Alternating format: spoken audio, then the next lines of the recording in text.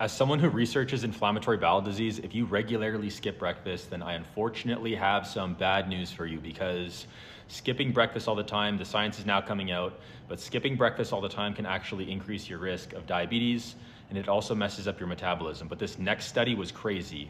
They found that regularly skipping breakfast increases intestinal permeability, and it also increases gut inflammation. But their findings from this were pretty fascinating. They had two people on the same diet, okay? So they were eating the same amount of calories per day. And the person that was skipping breakfast actually put on more weight. They were gaining more weight just because of that effect in the gut, the intestinal permeability, the inflammation. They were actually gaining more weight. So it's no longer just calories in, calories out. You really have to be mindful of what you're doing, and skipping breakfast is just not that great for you.